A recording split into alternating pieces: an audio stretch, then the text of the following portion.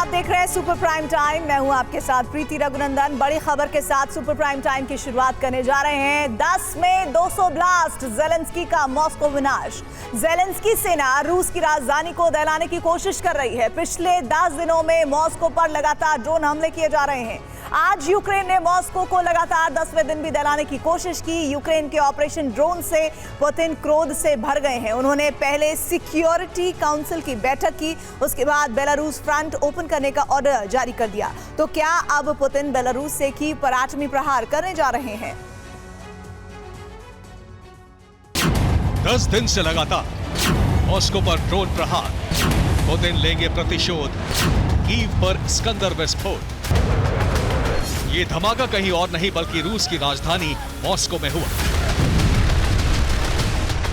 सुबह सुबह यूक्रेनी फोर्स ने मॉस्को के 4 इलाकों को इसी तरह से दहलाने की कोशिश की। सुबह सुबह मॉस्को के ऊपर यूक्रेनी ड्रोन का जत्था पहुंचा, लेकिन मॉस्को में तैनात एयर डिफेंस सिस्टम ने इन्हें तबाह कर दिया। यूक्रेन ने मॉस्को में ही दूसरा हमला करने की कोशिश की। यूक्रेन के टारगेट पर मॉस्को का इस्त्रा इलाका था। यहां भी ड्रोन दागे गए, लेकिन इस अटैक को भी रूस ने फेल कर दिया। यूक्रेन ने मॉस्को के पास मौजूद तुला इलाके को भी दहलाने की कोशिश की, लेकिन उसे कामयाबी नहीं मिल सकी। तुला के आसमान में पहुंचे सभी ड्रोन हवा में ही तबाह कर दिए गए। मॉस्को के नाखाबिनो में यूक्रेन का ड्रोन अटैक सफल हो गया। यहां यूक्रेनी फोर्स ने रूस के सप्लाई स्टोर को तबाह कर दिया। प्रिगोजिन की मौत के बाद मॉस्को में जो उथल पुथल के हालात है, यूक्रेन उसी का फायदा उठाने की कोशिश कर रहा है। यही वजह है कि 26 अगस्त को एक ही दिन में यूक्रेन ने मॉस्को के 4 इलाकों पर ड्रोन हमला करने का प्रयास किया। मॉस्को शहर में यूक्रेन का ड्रोन हमला फेल हुआ। इस तरह इलाके में भी यूक्रेन की ड्रोन स्ट्राइक नाकाम हो गई। तुला में भी यूक्रेनी फोर्स को कामयाबी नहीं मिल पाई। हालांकि नाखाबिनो में यूक्रेनी ड्रोन ने एक सप्लाई स्टोर को तबाह कर दिया। यूक्रेनी फोर्स पिछले 10 दिनों से लगातार मॉस्को को टारगेट करने की कोशिश कर रही है। मॉस्को की तरफ हर दिन दर्जनों ड्रोन भेजे जा रहे हैं। इस बात से पुतिन आग बबूला है। यूक्रेन के हमले से भड़के पुतिन ने सिक्योरिटी काउंसिल की बैठक बुलाई। इसमें प्रतिशोध का प्लान तैयार किया गया। लेकिन मॉस्को से जो वीडियो आए हैं वो बता रहे हैं कि हमले से रूस को नुकसान पहुंचा है। बैठक में पुतिन ने अपने वॉर कमांडर्स के साथ कीव को तबाह करने का नया ब्लूप्रिंट तैयार कर लिया है। कीव को पस्त और ध्वस्त करने के लिए 3 तरह की रणनीति बनाई गई है। रूसी सेना अब इसी रणनीति के तहत विध्वंसक प्रहार करने वाली है। और रूस ने जवाबी कार्रवाई के लिए 3 ब्लूप्रिंट तैयार किए हैं। पुतिन ने प्रतिशोध का जो प्लान तैयार किया है वो बहुत ही विनाशकारी है। पहली रणनीति ये है कि रूसी सेना रूस से लगती यूक्रेन की पूरी सरहद पर 5 किलोमीटर अंदर तक घुस जाएगी। न सिर्फ घुस जाएगी बल्कि 5 किलोमीटर की चौड़ाई में एक डिफेंस लाइन तैयार कर लेगी। ग्राफिक के जरिए देखिए, आप इस वक्त जो देख रहे हैं मैप, यूक्रेन के अंदर रूस की डिफेंस लाइन कुछ इसी तरह की होगी। और यहां से रूसी सेना न सिर्फ यूक्रेन के हमलों को रोकेगी बल्कि यूक्रेनी शहरों पर बारूद भी बरसाएगी। अपनी दूसरी रणनीति के तहत पुतिन यूक्रेन की राजधानी कीव की घेराबंदी करेंगे और इसके लिए चेचन और वैगनर लड़ाकों की मदद ली जाएगी। ऐसा इसलिए क्योंकि चेचन और वैगनर फाइटर अर्बन वॉरफेयर में ट्रेंड है। मतलब इन्हें शहरों में, इंसानी बस्तियों में, घनी आबादी में युद्ध लड़ने में महारत हासिल है। रूस ने चेचन लड़ाकों को यूक्रेनी बॉर्डर के पास भेजना शुरू कर दिया। वहीं वैगनर को मजबूत बनाया जा रहा है ताकि कीव को उसके घुटनों पर लाया जा सके। अब तीसरी रणनीति क्या है वो जानिए। इसके तहत पुतिन बेलारूस फ्रंट खोलने वाले हैं। यहां से स्कंदर मिसाइलों से बड़े हमले की तैयारी है। आशंका तो यहां तक है कि पुतिन बेलारूस की तरफ से परमाणु हमला करने वाले हैं। कीव पर परमाणु हमले का खतरा उस वक्त बढ़ गया जब पुतिन ने बेलारूस में अपने स्कंदर मिसाइलों को सीक्रेट वॉरहेड से लैस कर लिया। दावा किया गया है कि ये सीक्रेट वॉरहेड असल में एटमी वॉरहेड है और यही एटमी वॉर अब जो बारूद है वो यूक्रेन की राजधानी पर बरसने वाला है। पुतिन लगातार घातक रणनीति बना रहे हैं, बावजूद इसके यूक्रेन का ड्रोन अटैक रुक नहीं रहा है। 26 अगस्त की सुबह मॉस्को ड्रोन हमले से दहल उठा। मॉस्को के एयरपोर्ट को बंद करना पड़ा। ट्रैफिक ठप हो गया। हवा में फाइटर जेट गरजने लगे। रूस ने ऐलान किया है कि उसने यूक्रेन के सभी ड्रोन अटैक को नाकाम कर दिया है। क्रेमलिन के अंदर से आई रिपोर्ट के मुताबिक पुतिन ने अपनी सेना को स्कंदर मिसाइल से हमला करने का आदेश दे दिया है। यूक्रेनी फोर्स की हिमाकत से आजिज आ चुके पुतिन अब बेलारूस फ्रंट खोलने वाले हैं। बेलारूस की तरफ से कीव पर भीषण प्रहार का प्लान बनाया गया है। शस्त्रागार से खतरनाक इस्कंदर मिसाइलें निकाल ली गई हैं। इन्हीं मिसाइलों से कीव को तबाह करने की रणनीति है। बेलारूस में इस्कंदर मिसाइलों से कीव पर हमले की प्रैक्टिस शुरू हो गई है। जिन इस्कंदर मिसाइलों से युद्धाभ्यास हो रहा है उनमें स्पेशल और सीक्रेट वॉरहेड लगा है। माना जा रहा है कि पुतिन के आदेश के बाद इस्कंदर मिसाइलों को एम्प्टी वॉरहेड से लैस कर दिया गया है। कीव पर इसी खतरनाक मिसाइल से हमला होने वाला है। हमले से पहले रूस और बेलारूस की सेना इस पर अपना हाथ साफ कर रही है। बेलारूस में जिस किस्म की तैयारियां हो रही हैं, वो ऐलान कर रही हैं कि अब पुतिन ने एटमी विकल्प पर काम शुरू कर दिया है। कीव पर बेलारूस की तरफ से ही एटमी हमला हो सकता है। बेलारूस से इस बात के संकेत आने शुरू हो गए हैं। पुतिन के पास अब जंग जीतने का एक ही विकल्प बचा है और वो है परमाणु हमला। पुतिन पर दबाव बहुत बढ़ता जा रहा है। ऐसे में वो जल्द ही परमाणु प्रलय का बटन दबा सकते हैं। अगर ऐसा हुआ तो एटमी महायुद्ध की शुरुआत हो जाएगी। रूस और नेटो में ऐसी जंग होगी कि कई देश समाप्त हो जाएंगे। Bureau report, TV9 Bharatvarsh.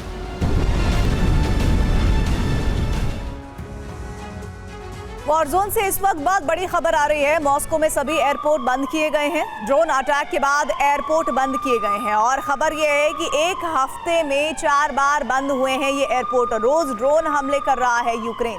तो ये बड़ी खबर इस वक्त आप तक पहुंचा रहे हैं कि किस तरह से ये लगातार युद्ध की स्थितियां हैं, खतरनाक होती जा रही हैं। ड्रोन अटैक के बाद एयरपोर्ट बंद करने पड़े हैं। एक हफ्ते में 4 बार बंद हुए हैं ये एयरपोर्ट और साथ ही इंफॉर्मेशन ये कि रोज ड्रोन हमले कर रहा है यूक्रेन।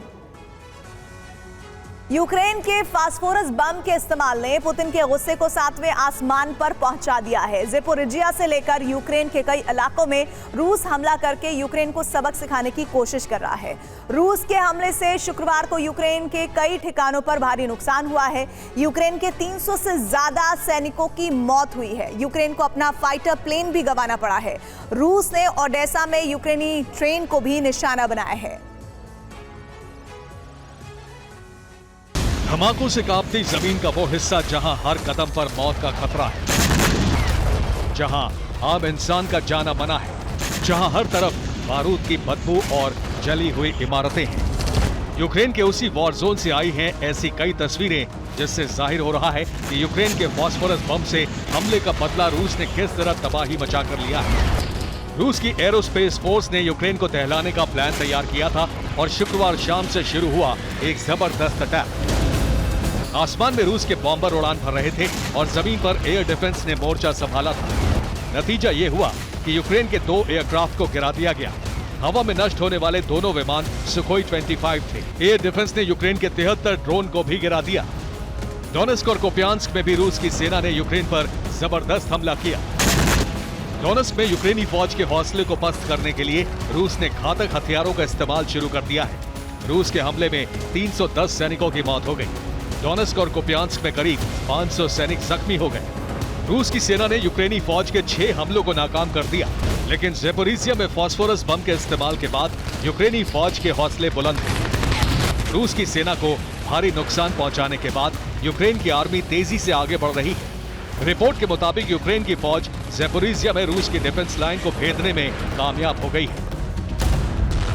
रूस के काकोक्वा से ये तस्वीरें आई हैं। तस्वीर से जाहिर हो रहा है कि काकोक्वा में जोरदार धमाका हुआ है, लेकिन ये यूक्रेन का ड्रोन अटैक था या फिर कोई हादसा, रूस की तरफ से कोई बयान नहीं आया है। अब बाखमुत की तस्वीरें देखिए। ताबड़तोड़ गोलियां चल रही हैं। अंधाधुंध फायरिंग करने की वजह है यूक्रेन टुकड़ी का रूस के एक ठिकाने पर अटैक। इतनी गोलियां दागी जा रही हैं कि दुश्मन कहीं भी छिपा हो बच ना सके। यूक्रेन फौज का हौसला कितना बढ़ चुका है ये भी जाहिर हो रहा है। यूक्रेनी आर्मी का जवान गोलियां चलाते हुए तेजी से आगे बढ़ रहा है। दावा है कि रूस की सेना को यहां से पीछे जाना पड़ा है। रूस के एक ब्लॉगर ने खुलासा किया है कि यूक्रेनी फौज ने सेडोव और स्कोवोस्की इलाके में भी हमला किया। ये दोनों खेरसों में हैं। इस वक्त इन दोनों जगहों पर रूस का कब्जा है। रूस की सीमा के करीब इस इमारत में यूक्रेनी फौज ने छिपने के लिए ठिकाना बनाया था, लेकिन रूस के ड्रोन ने इस जगह को ढूंढ निकाला और फिर इमारत में धमाका किया गया।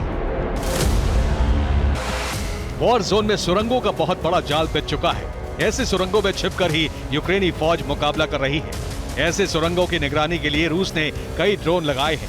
जिस सुरंग में भी सैनिकों की मौजूदगी का पता चलता है, वहां ड्रोन से ग्रेनेड ड्रॉप कर दिए जाते हैं। यहां भी यूक्रेनी सेना के कई जवान मौजूद थे, तभी रूस ने ड्रोन से अटैक कर दिया। रात में जंग थम नहीं रही है। यह यूक्रेन के ठिकानों पर रूस की आर्टिलरी का हमला है। रात में ड्रोन यूक्रेनी ठिकानों की पहचान कर रहे हैं और फिर आर्टिलरी से फायरिंग हो रही है। इन धमाकों को देखकर आप अंदाजा लगा सकते हैं कि रूस ने चंद घंटे में ही यूक्रेन को कितना बड़ा नुकसान पहुंचाया है। दूसरी तरफ रूस का सूमी पर प्रहार जारी है। शुक्रवार को सूमी पर कई रॉकेट दागे गए। चेर्निहिव पर भी मिसाइल से हमला किया गया। खार्किव के कई इलाकों पर गोलाबारी जारी है। रूस ने समंदर से भी यूक्रेन पर हमला किया है। रिपोर्ट के मुताबिक ब्लैक सी से यूक्रेन के बंदरगाहों को निशाना बनाया गया। यूक्रेन पोर्ट पर अनाज के कई बड़े बड़े भंडार हैं जिन्हें नुकसान पहुंचा है। ओडेसा पर फिर रूस ने ताबड़तोड़ अटैक किया। ओडेसा के कई रिहायशी इलाकों में धमाकों की आवाज सुनी गई। रूस की एक मिसाइल यूक्रेन की एक मालगाड़ी पर गिरा दी गई। यूक्रेन ने नेटो देशों को सफाई दी है कि मौसम की वजह से यूक्रेन का प्लान नाकाम रहा और रूस पर ताबड़तोड़ हमले नहीं किए जा सके। फिलहाल रूस के बदले का एक्शन जारी है। यूक्रेन के अटैक को नाकाम करने के लिए रूस की सीमा पर बड़े पैमाने पर एयर डिफेंस की तैनाती कर दी है। यूक्रेन के ड्रोन अब इसीलिए हमले में कामयाब नहीं हो रहे हैं। सबसे सख्त सुरक्षा मॉस्को और क्रीमिया में है। अपनी जमीन को सुरक्षित बनाने के साथ रूस ने यूक्रेन पर बारूद की बरसात जारी रखी है। आने वाले दिनों में ये हमले और तेज होंगे, क्योंकि रूस की कोशिश बर्फबारी से पहले यूक्रेन को पूरी तरह से तहस नहस करने की है। Bureau report, TV9 Bharatvarsh.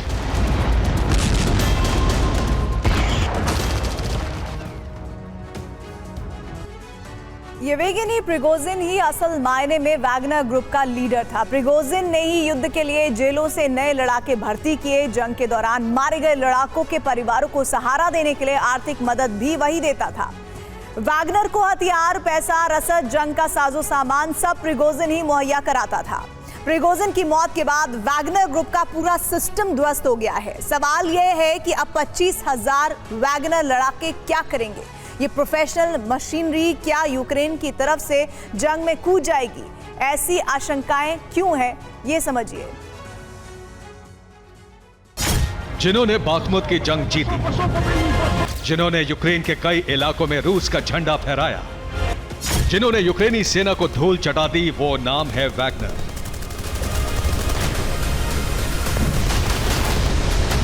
लेकिन अब वैगनर अनाथ है। जिस ग्रुप के नाम से ISIS, अल-कायदा और यूक्रेन की सेना तक भयभीत हो जाते थे, अब उनकी स्थिति क्या है, ये समझिए। प्रमुख येवगेनी प्रिगोजिन की मौत हो चुकी है। उप प्रमुख दिमित्री उतकिन की मौत हो चुकी है। 25,000 फाइटर्स भूमिगत हैं। वैगनर ग्रुप का मिलिट्री स्ट्रक्चर ध्वस्त हो चुका है।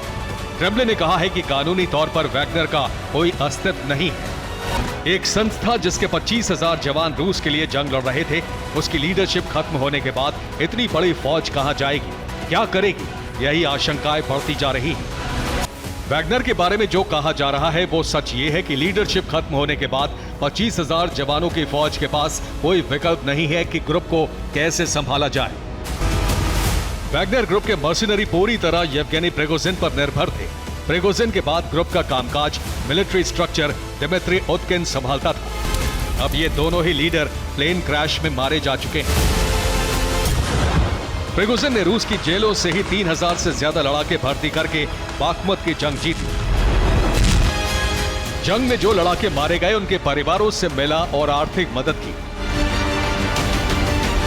लेकिन प्रिगोजिन के मारे जाने के बाद वैगनर पूरी तरह ध्वस्त हो चुका है। प्रिगोजिन इस ग्रुप को कैसे संभालता है और उसके जाने के बाद संकट क्या है, ये समझिए। और इसी के साथ ही वैगनर ग्रुप का विस्तार बहुत बड़ा है। उसकी कमाई की कुछ जो साधन है, जानकारी जो हुई है सार्वजनिक, उसके मुताबिक 8,000 करोड़ रुपए सालाना रूस के रक्षा मंत्रालय से मिलते थे। 90,000 करोड़ जो रुपए हैं वो सालाना कमाई जो है वो प्रिगोजिन के कॉनकॉर्ड केटरिंग बिजनेस से होती है। सरकारी विभागों से वैगनर को सालाना 82,000 करोड़ रुपए की आमदनी होती है। सूडान में वैगनर ग्रुप सोने की खदानों की सिक्योरिटी संभालता है और इससे बड़ी आमदनी होती है, लेकिन कितने ये सीक्रेट हैं इसको भी समझना होगा। सेंट्रल अफ्रीकन रिपब्लिकन में हीरे की खदानों की सिक्योरिटी भी वैगनर के पास है, लेकिन इस स्रोत से आमदनी कितनी होती है सार्वजनिक नहीं है।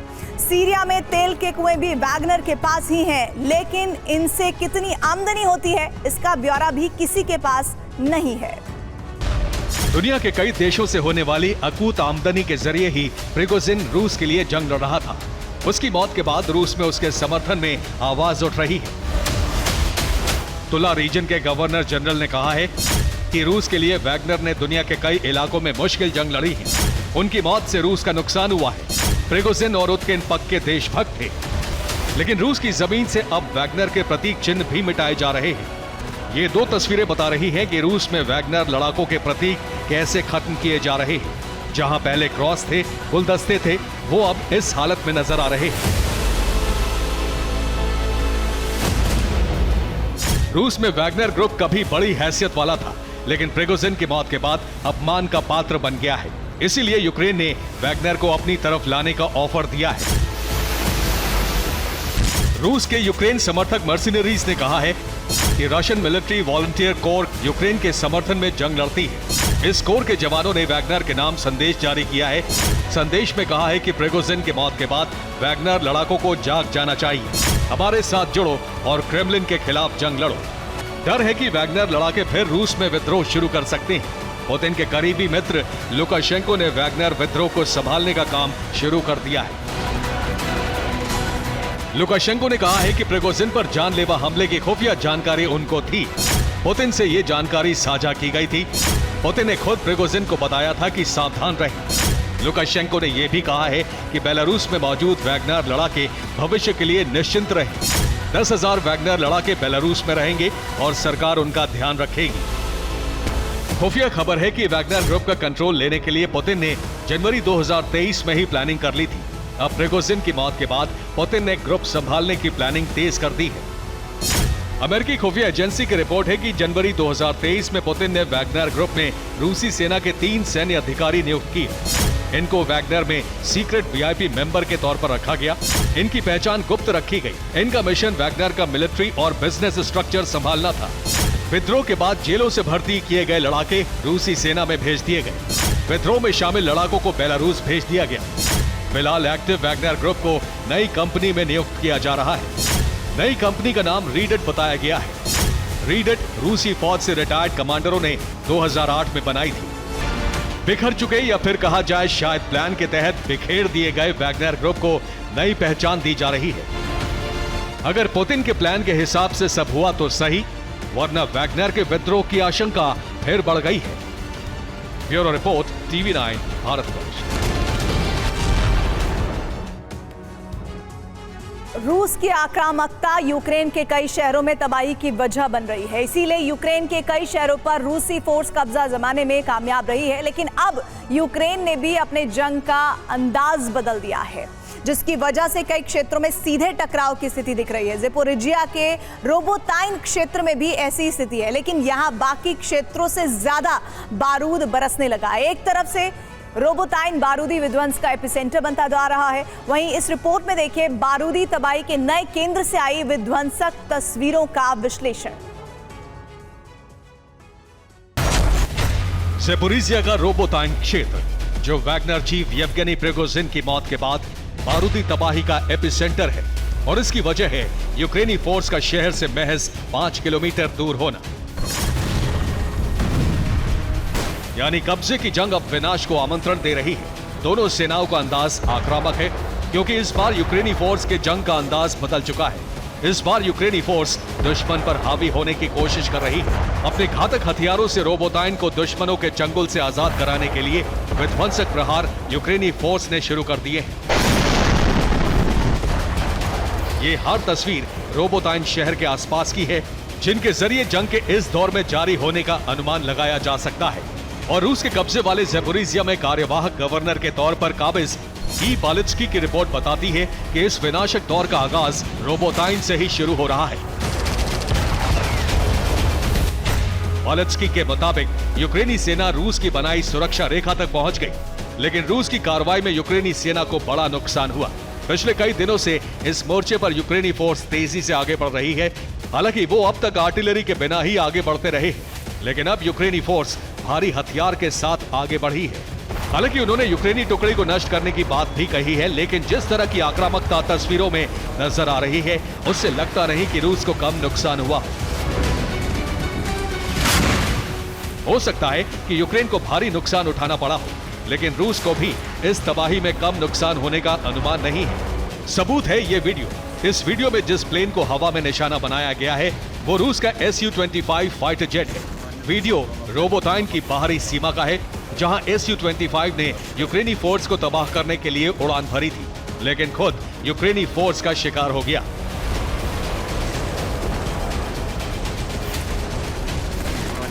अब इस वीडियो को देखिए।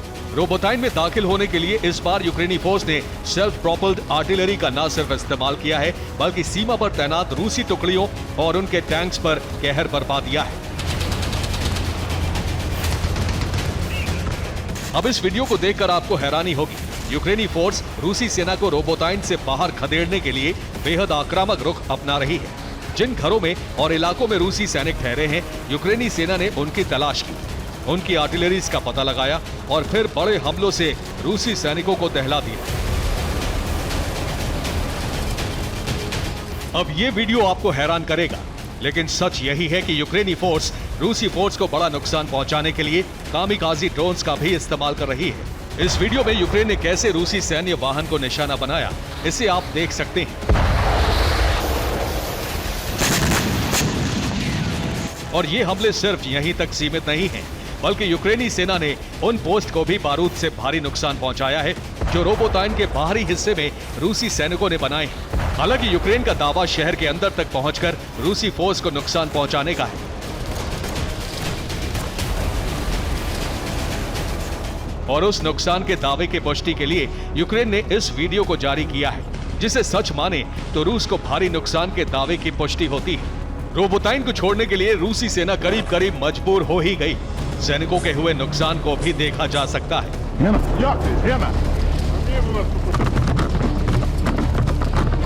यानी रोबोटाइन इस समय आर पार की जंग का वो मैदान है जहां यूक्रेन और रूसी सेना पारंपरिक युद्ध लड़ रही है, और वो भी सिर्फ कब्जे के लिए। यूक्रेनी फोर्स रूस के कब्जे में आए दक्षिणी हिस्से को निशाना बना रही है, जबकि रूसी फोर्स केंद्र में घुसने के लिए बारूदी बवंडर उठा रही है।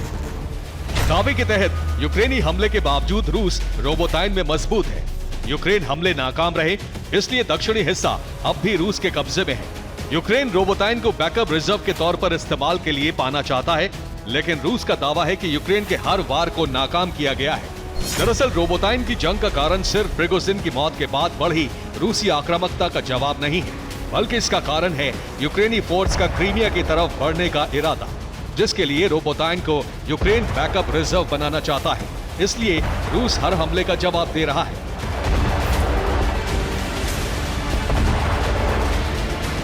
जिसका प्रमाण है रोबोटाइन में ही यूक्रेनी फोर्स को अमेरिका से मिले इन्फेंट्री फाइटिंग व्हीकल की तबाही। रूस का दावा है कि यूक्रेनी सेना ने रोबोटाइन के दक्षिणी हिस्से में घुसने की कोशिश की थी, जिसका जवाब दिया गया है। इस कार्रवाई में अमेरिकी M2 ब्रैडली को रूसी सेना ने एंटी टैंक गाइडेड मिसाइल से नष्ट कर दिया।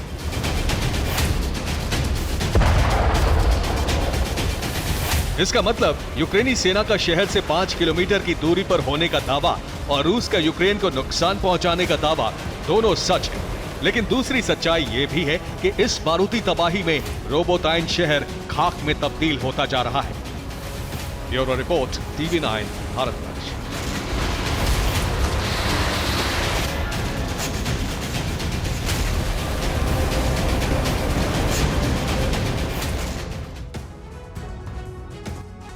काउंटर ऑफेंसिव में रूस ने यूक्रेन के 80% से ज्यादा हथियार तबाह कर दिए हैं। अब एक बार उसके मित्र देशों ने हथियारों की नई खेप भेजने का ऐलान किया है। खास बात यह है कि यूक्रेन जो F-16 फाइटर जेट लंबे अरसे से मांग रहा था, वो उसको मिलने वाले हैं। यूक्रेन को 3 देश फाइटर जेट दे रहे हैं और 2 देशों में उसके पायलट्स की ट्रेनिंग शुरू होने वाली है। लेकिन पुतिन ने एक बार फिर अपने किलर मिसाइल उतार दी है। क्या है पुतिन का काउंटर प्लान, जानिए इस रिपोर्ट में।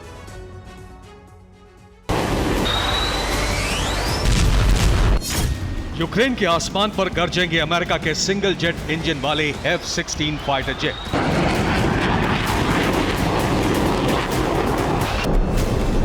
यही वो फाइटर जेट हैं जिनकी डिमांड यूक्रेन लंबे समय से कर रहा था, क्योंकि इन जेट्स के बिना वो रूसी एयरफोर्स को प्रभावी तरीके से नहीं रोक पा रहा है। रूस की एयरफोर्स आसमान की लॉर्ड बनी है और यूक्रेन के हथियारों को तबाह कर रही है।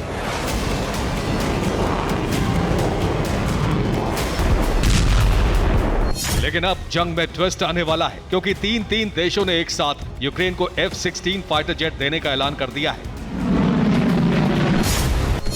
नॉर्वे ने 24 अगस्त को ऐलान किया कि वो यूक्रेन को F-16 फाइटर जेट ट्रांसफर करेगा। डेनमार्क 20 अगस्त को ही जेट देने का ऐलान कर चुका है। नीदरलैंड्स ने भी अगस्त के महीने में जेट ट्रांसफर करने का वादा किया है। डेनमार्क और नीदरलैंड्स मिलकर 60 से ज्यादा फाइटर जेट देने वाले हैं। यूक्रेन को फाइटर जेट मिलने के बाद रणभूमि में रूस की चुनौती बढ़ने वाली है और इसकी तैयारी तेज हो चुकी है। पुर्तगाल ने ऐलान किया है कि यूक्रेन के पायलट्स को F-16 उड़ाने की ट्रेनिंग दी जाएगी। अमेरिका ने भी यूक्रेनी पायलट्स के बैच बना दिए हैं। इनको सितंबर के महीने से ट्रेनिंग देनी शुरू की जाएगी। इनकी ट्रेनिंग अमेरिका के एरिजोना बेस पर होगी। रूस के सामने चुनौती सिर्फ इतनी ही नहीं है। पुतिन की सेना को फाइटर जेट के साथ साथ यूक्रेन को मिलने वाले नए हथियारों का भी सामना करना होगा। जर्मनी और लिथुआनिया ने यूक्रेन को हथियारों की नई खेप तैयार कर दी है। जर्मनी पहली बार यूक्रेन को पैट्रियट डिफेंस सिस्टम भेज रहा है। इसके अलावा 40 RQ-35 हीड्रन सर्वेक्षण ड्रोन दे रहा है। 16 जेट्रोस सैन्य वाहन दिए जा रहे हैं। 90 ड्रोन डिटेक्शन सिस्टम भेजे जा रहे हैं। 5,10,000 कारतूस और शेल्स भेजे जा रहे हैं। लिथुआनिया यूक्रेन को 350 करोड़ रुपए की मदद दे रहा है। इसमें Carl Gustaf rifle, anti drone उपकरण जैसे हथियार शामिल हैं। फिनलैंड ने भी यूक्रेन को 800 करोड़ रुपए की मदद देने का ऐलान कर दिया है।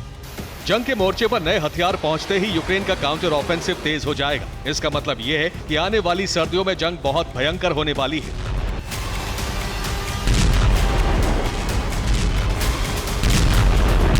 बीती सर्दियों में रूस ने यूक्रेन में खासी तबाही मचाई थी। यूक्रेन के डॉनबास रीजन से लेकर बूचा रीजन के कई शहर रूस ने सर्दियों में जीते थे।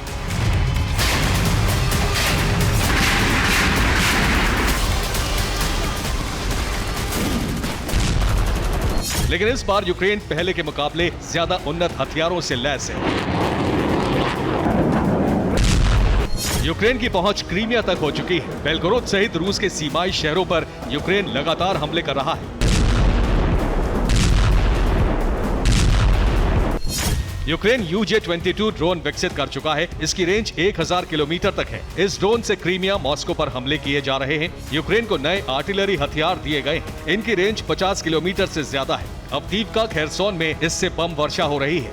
यूक्रेन के पास स्टॉर्म शैडो मिसाइलें भी हैं। इसकी रेंज 300 किलोमीटर से ज्यादा है। यूक्रेन ईस्टर्न फ्रंट लाइन पर स्टॉर्म शैडो से रूस के हथियार तबाह कर चुका है। अब सर्दियों से पहले ही यूक्रेन को फाइटर जेट भी मिल जाएंगे। यूक्रेन के मित्र देशों ने कहा है कि F-16 ट्रांसफर करने में 3 से 8 महीने तक का समय लग सकता है।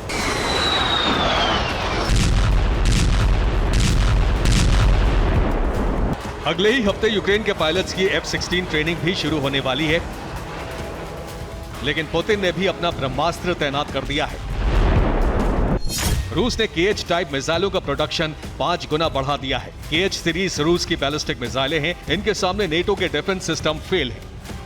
पेस्कोव ने कहा है कि एयर डिफेंस सिस्टम का प्रोडक्शन बढ़ा दिया गया है। रूसी एयर डिफेंस सिस्टम यूक्रेन के ड्रोन हमले रोकने में कामयाब रहे हैं। अब रूस के एयर डिफेंस सिस्टम F-16 को गिराने के लिए तैयार हैं। नेटो की नई मदद को खाक करने के लिए रूस की घातक मिसाइलें तैयार हैं। एयर डिफेंस सिस्टम F-16 के लिए तैयार है और सर्दियों में जंग पहले से विस्फोटक होनी तय है।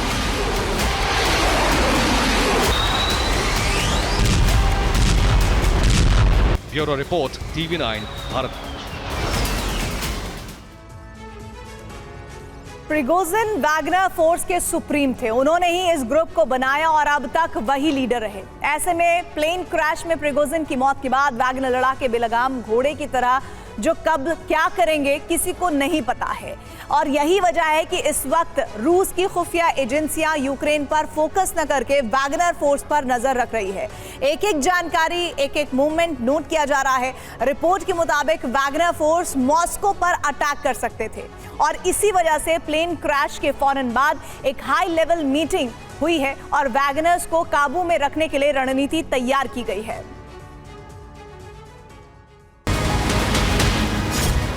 ज्यादा पुरानी नहीं है ये तस्वीरें जब वैगनर फोर्स ने रशियन आर्मी को चुनौती दी थी और कई जवानों का खून बहाकर मॉस्को की तरफ बढ़ रहे थे।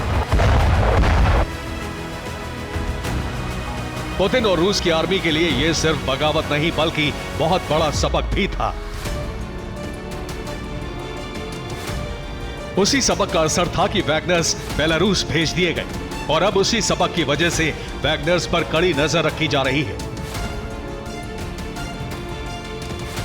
प्रिगोजिन की मौत के बाद रूस की खुफिया एजेंसियों ने जो चेतावनी दी, उसके बाद पुतिन ने तेजी दिखाई और वैगनर्स को कंट्रोल में रखने की रणनीति तैयार की गई। रूसी खुफिया एजेंसी की रिपोर्ट के मुताबिक वैगनर्स प्रिगोजिन की मौत के बाद बेहद गुस्से में हैं। प्लेन क्रैश की अलग अलग थ्योरी से वैगनर लड़ाके भड़क गए हैं। रूसी खुफिया एजेंसी एफएसबी ने चेतावनी दी है कि वैगनर्स रूस के शहरों में हमला कर सकते हैं। पुतिन नहीं चाहते कि रूस में फिर ऐसी तस्वीरें दिखें, फिर ऐसे हमले हो और वैगनर्स और रशियन आर्मी एक दूसरे पर गोली चलाए।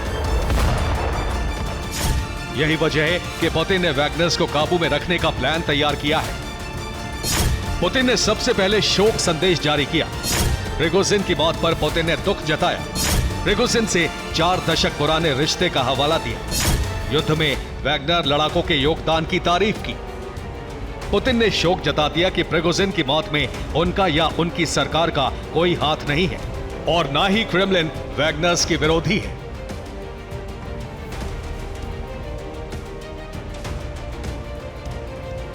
तेईस अगस्त के विमान हादसे की जांच का जिम्मा भी पुतिन ने हाई प्रोफाइल जांच अधिकारी को दिया है ताकि वैगनर भरोसा कर सकें कि जांच सही तरीके से होगी। पुतिन ने इवान सिबुला को जांच टीम का लीडर बनाया है। इवान सिबुला कई विमान हादसों की भी जांच कर चुके हैं। वैगनर्स न भड़के इसलिए चेचन प्रमुख रमजान कादिरोव के बाद रूस के विदेश मंत्री लावरोव से यह बयान दिलवाया गया। प्लेन क्रैश के महज कुछ घंटों के भीतर ही बेलारूस में मौजूद वैगनर लड़ाके वापस रूस जाने की तैयारी में जुट गए थे। वैगनर्स ने अपने कैंप को भी हटाना शुरू कर दिया था। क्रेमलिन ने वैगनर लड़ाकों को अभी बेलारूस में ही रोके रखने का फैसला किया है। बेलारूस के राष्ट्रपति ने वैगनर्स को समझाया कि प्रिगोजिन से डील हुई थी कि वैगनर फाइटर्स बेलारूस में ही रहेंगे।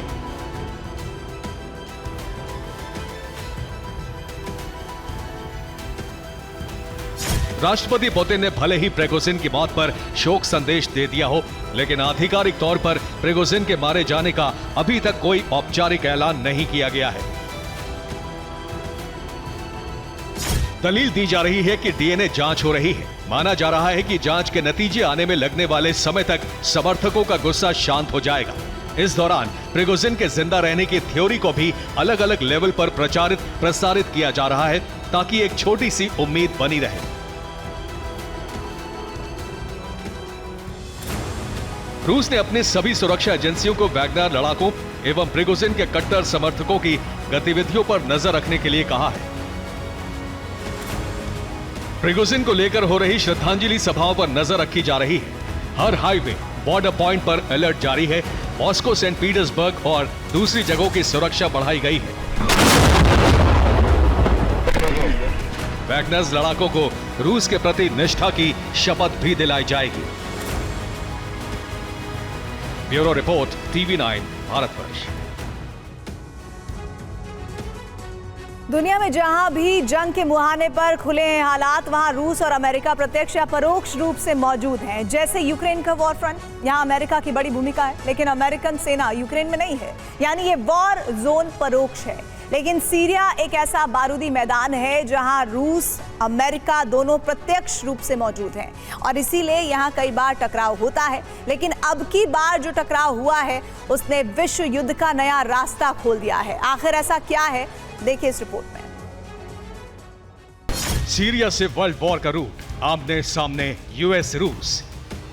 यूक्रेन में असली जंग रूस और अमेरिका के बीच ही हो रही है, लेकिन यूक्रेन को नेटो की मदद के पर्दे के पीछे यूएस ने खुद को छिपा लिया है। इसलिए सीधे टकराव के बावजूद विश्व विनाशक जंग टल रही है।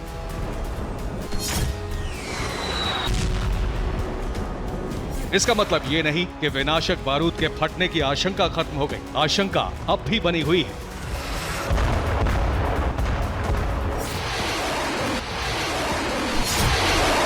लेकिन विश्व विनाश का रूट शुरू कहां से होगा, ये किसी को नहीं पता। अब आपको यह जानकर हैरानी होगी कि यूक्रेन नहीं बल्कि विध्वंस के आगाज का मुहाना अब भी सीरिया के होने की आशंका है, जिसका प्रमाण है रूस और अमेरिका का बार बार सीधा टकराव। एक बार फिर यह टकराव सीरिया के आसमान पर देखने को मिला। हालांकि दोनों देशों के कमांड सेंटर्स ने विध्वंसक शुरुआत को टाल दिया, लेकिन तल्खी अब और ज्यादा बढ़ चुकी है। खबर के मुताबिक सीरिया में रूस के Su-35 और यूएस के F-35 आमने सामने आ गए। टकराव के समय अमेरिका और रूस के उन्नत फाइटर जेट्स की संख्या 2-2 थी, लेकिन रूसी पायलट्स ने टकराव रोकने के लिए तुरंत कदम उठा लिया। रूस का दावा है कि F-35 को संघर्ष के उद्देश्य से उड़ाया जा रहा था। हालांकि अमेरिका की तरफ से इस संबंध में कोई खास बड़ा बयान जारी नहीं किया गया है, लेकिन रूस ने इस योजनाबद्ध तरीके से F-35 की उड़ान पर अपने रुख को तल्ख कर लिया है। खुलासे के मुताबिक ये टकराव 14 अगस्त को 9,100 मीटर की ऊंचाई पर अल्तन्फ क्षेत्र में हुआ था, लेकिन रूसी पायलट्स ने समझदारी से इस टकराव को टाल दिया। अब सवाल ये है कि आखिर सीरिया में बार बार रूस अमेरिका का टकराव होता क्यों है? दरअसल अमेरिका और रूस की सेनाएं सीरिया में मौजूद हैं। रूसी सेना सीरिया की सरकार के आग्रह पर सीरिया पहुंची थी, जबकि अमेरिकन सेना ISIS के खात्मे के लिए नेटो के साथ सीरिया में है। इसलिए अमेरिका और रूस की सेना अपने उद्देश्य के कारण भी टकराती है। लेकिन इस बार के टकराव का मकसद अलग माना जा रहा है। इस बार यूक्रेन में जारी जंग का असर सीरिया में दिखा है, इसलिए टकराव एक नई जंग की शुरुआत के तौर पर देखा जा रहा है, जिसमें अमेरिका और रूस दोनों ही अपनी शक्ति का प्रदर्शन कर रहे हैं। ऐसा इसलिए कहा जा सकता है क्योंकि अमेरिका ने जुलाई के महीने में F-35 की सीरिया में तैनाती की है। ये तैनाती यूएस सेंट्रल कमांड की हवाई क्षमता बढ़ाने के लिए की गई है, लेकिन इस तैनाती का असल मकसद ईरान और रूस के खिलाफ तैयारी है। जबकि रूस ने सीरियन सरकार के आग्रह पर सुरक्षा के नजरिए से इस Su-35 जैसे फाइटर जेट की तैनाती बहुत पहले ही की है। इसके अलावा नेटो देशों के भी कई घातक प्लेन इस वॉर जोन में मौजूद हैं, जिससे पता चलता है कि अमेरिका के लिए ये प्रदर्शन था, लेकिन इसका फायदा रूस को Su-35 की पावर को टेस्ट के रूप में मिल गया। Bureau report, TV9 Bharatvarsh. और इधर खबर यह है कि कुपियांस्क में युद्ध का पासा पलट गया है। यूक्रेनी सेना हार के कगार पर पहुंच गई है और ऐसा इसलिए क्योंकि उसे 2 फ्रंट पर युद्ध लड़ना पड़ रहा है। यूक्रेनी फोर्स के लिए रूसी सेना से ज्यादा कुपियांस्क की जनता मुसीबत बन गई है। कुपियांस्क के लोगों ने यूक्रेन के मुकद्दर पर हार क्यों और कैसे लिख दी है, अब इस रिपोर्ट के जरिए ये भी समझ लीजिए। युद्ध के हर फ्रंट पर यूक्रेन पर बहुत बड़ा आघात हो रहा है। डोनेस्क, बाखमुत, ज़ेपोरिजिया और खार्किव, हर जगह यूक्रेनी सेना पर जोरदार प्रहार हो रहा है।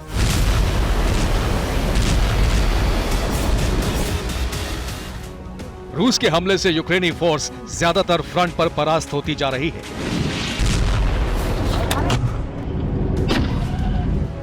यूक्रेन के लिए सबसे खराब हालात कुपियांस्क में है, क्योंकि यहां की जनता ही रूस की समर्थक है, यूक्रेन की विरोधी है।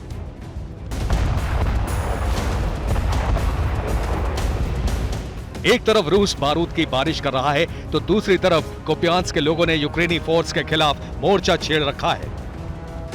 यूक्रेनी सेना जहां कहीं भी दिख जाती है, लोग उसका विरोध करने लगते हैं, यहां तक कि ईंट और पत्थरों से हमले कर रहे हैं। कुपियांस्क में यूक्रेन का विरोध कर रहे लोगों में से तमाम तो ऐसे हैं जो रूसी सेना के साथ कई युद्ध लड़ चुके हैं। यूक्रेनी फोर्स के लिए यही लोग सबसे बड़ी मुसीबत बने हुए हैं। ये लोग तो यूक्रेनी टुकड़ी पर मौका मिलते ही गोलीबारी करने लगते हैं। एक तो रूस का हमला और दूसरा कुपियांस्क के लोगों का विरोध। यूक्रेनी सेना को दो फ्रंट पर एक साथ युद्ध लड़ना पड़ रहा है। यही वजह है कि उसे कुपियांस्क में कामयाबी नहीं मिल रही है। इस बात का खुलासा उस वक्त हुआ जब कुपियांस्क के फ्रंट लाइन पर जंग लड़ रहे कई सैनिकों और सैन्य अधिकारियों का इंटरव्यू सामने आया। उन्होंने कहा कि इस हालात में रूसी सेना का सामना करना असंभव है। कुपियांस्क के लोग एक तरफ यूक्रेन का विरोध कर रहे हैं तो दूसरी तरफ रूसी सेना की मदद कर रहे हैं। उन्हें जरूरी इनपुट भी मुहैया करवा रहे हैं। इसी इनपुट का इस्तेमाल कर रूसी फौज यूक्रेनी पोजीशन को लगातार ध्वस्त कर रही है।